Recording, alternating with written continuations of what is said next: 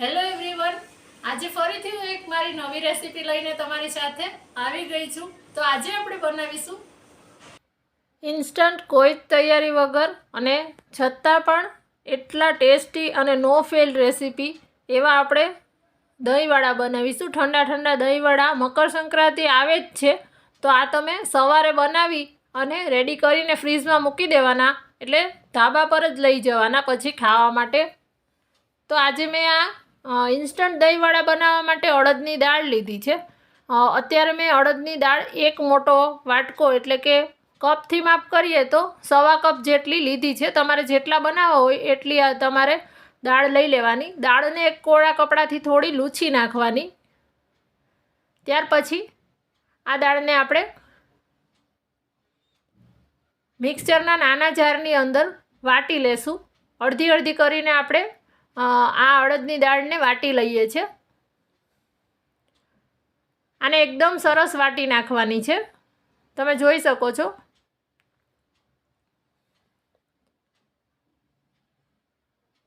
હવે આપણે આ જ મિક્સર જારમાં દાળનો 2 વખત એને પીસી લીધી છે. અને હવે આપણે આદુનો ટુકડો લઈ એક મોટો ટુકડો આદુનો લીધો છે અને એને પણ થોડું પાણી નાખીને એની પેસ્ટ બનાવી લીધી છે. તમારે જો લીલા મરચાં નાખવા હોય તો તમારે આની અંદર આદુ મરચાંની પેસ્ટ લેવાની છે. અત્યારે હું ખાલી આદુની પેસ્ટ જ લઉં છું. ત્યાર પછી આમાં પાણી લઈ અને આને બેટર તૈયાર કરવાનું છે. હવે તમારી દાળ છે એ કેટલું પાણી પીવે એ ડિપેન્ડ્સ કે એટલું પાણી તમારે જોશે. આની અંદર પાણી એડ કરતું જવાનું છે અને આ રીતે એને સરસ ફીણતા જવાનું છે. એમાં એક પણ ગાંઠા ના રહે એવી રીતે એને સરસ ફીણી લેવાનું છે.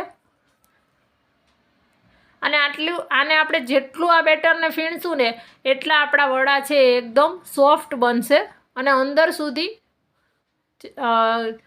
જાડી પડશે. એની અડદની દાળમાં ચીકાશ હોય છે એટલે એમાં પાણી નાખતું જવાનું છે અને એને સરસ ફીણતું જવાનું છે. હવે આપણે પાણી એડ કરી અને એને સરસ બેટર બનાવી દીધું છે. એને આપણે 10 મિનિટ રેસ્ટ આપવાનો છે. બહુ જરૂર નથી એટલે બહુ વધારે રેસ્ટ નથી આપવાનો. જસ્ટ આપણે બીજી તૈયારી કરીએ ત્યાં સુધી આને 5 થી 10 મિનિટ માટે રેસ્ટ આપવાનો છે.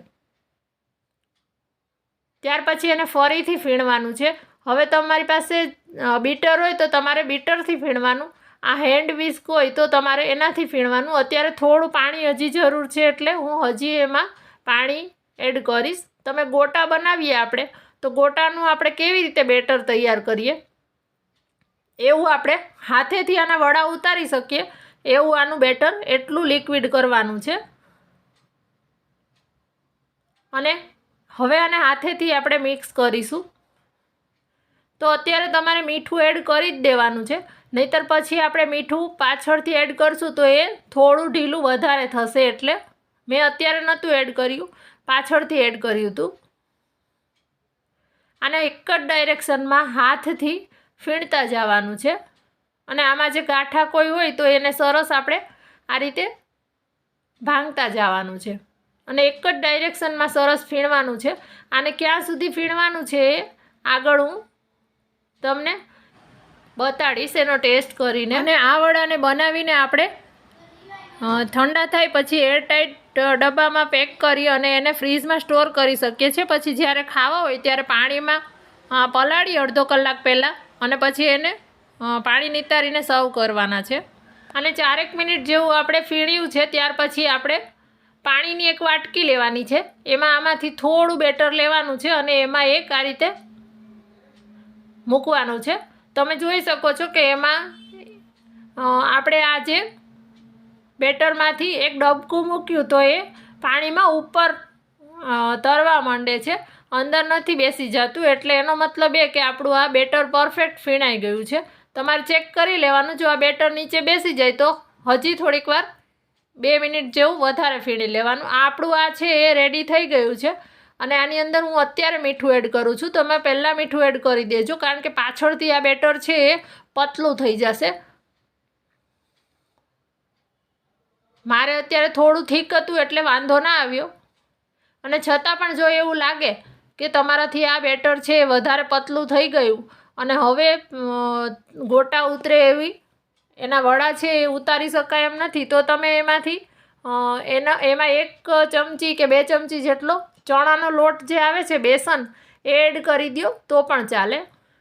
હવે મારું તેલ ગરમ થઈ ગયું છે અને આની અંદર હું આ રીતે નાના નાના એના વડા ઉતારી લઈશ અને તમે જોઈ શકો છો વડા છે એ તરત જ તેલમાં ઉપર આવી જાય છે. તેલ છે એ વ્યવસ્થિત ગરમ હોવું જોઈએ અને આપણા ગોટા છે એ બેટર પણ સરસ આ વડા છે એ બેટર સરસ ફીણેલું છે એટલે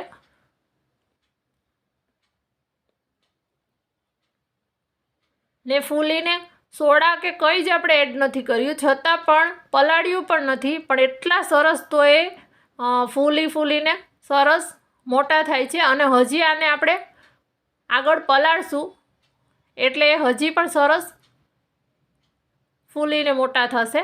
હવે આપણું જે વડા છે એ તળાય છે, મીડિયમ ફ્લેમ પર એને તળાવા દેવાના છે. ત્યાં સુધી આપણે પાણી તૈયાર કરી લઈએ. તો આ મેં નોર્મલ રૂમ ટેમ્પરેચર પાણી લીધું છે ને એમાં અડધી ચમચી જેટલું મીઠું લીધું છે. હવે આપણે આ બધા જ વડાને પાણીની અંદર લઈ લઈએ છીએ. એક એક કરી અને આપણે પાણીમાં એડ કરી દેવાના છે. આ વડા તળતી વખતે એ ધ્યાન રાખવાનું કે આપણું તેલ છે એ સરસ ગરમ થઈ ગયેલું હોવું જોઈએ. એવું ના કરશું, તેલ જો ગરમ નહીં હોય તો આપણા વડા છે એ અંદરથી કાચા રહેશે.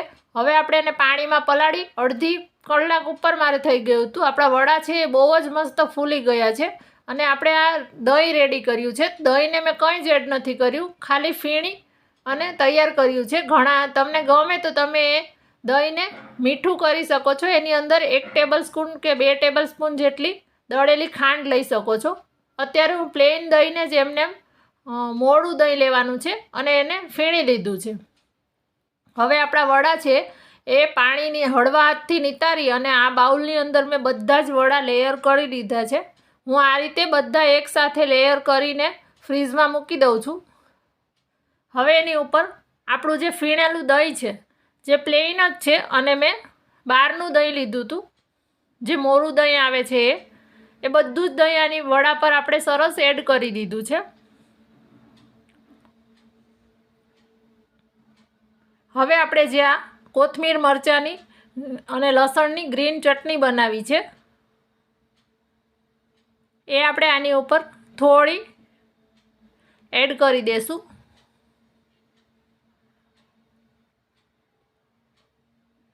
ચટણી જેટલી ગમે એટલી લેવાની. અત્યારે આપણે આ એસેમ્બલ કરવા માટે આટલી એડ કરીએ છીએ. પાછળથી જ્યારે સર્વિંગ કરશું ત્યારે એમાં જેને જેટલી જોઈએ એ બધા લઈ લઈએ. પણ એક વખત આ રીતે રેડી કરીને આપણે એને ઠંડા કરી લેવાના છે એટલે બધા જ વડા આપણા સરસ ઠંડા થઈ જશે. એટલે જ્યારે ખાશું ત્યારે બહુ જ મજા આવશે ઠંડા અંદરથી. હવે આપણે ગોળ આંબલીની જે મીઠી ચટણી છે એ પણ ઉપર એડ કરી દીધી છે. ત્યાર પછી આપણે આ શેકેલું જીરું પાવડર એડ કરીએ છીએ. થોડું આપણે લાલ મરચું પાવડર એડ કરવાનું છે.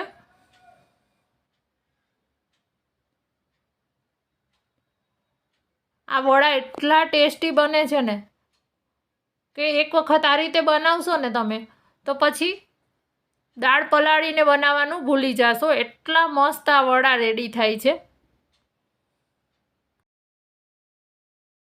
વિડીયો ગમ્યો હોય તો એક લાઈક જરૂરથી કરી દેજો અને મને તમારા રિવ્યૂઝ છે એ કોમેન્ટમાં લખવાનું ના ભૂલતા.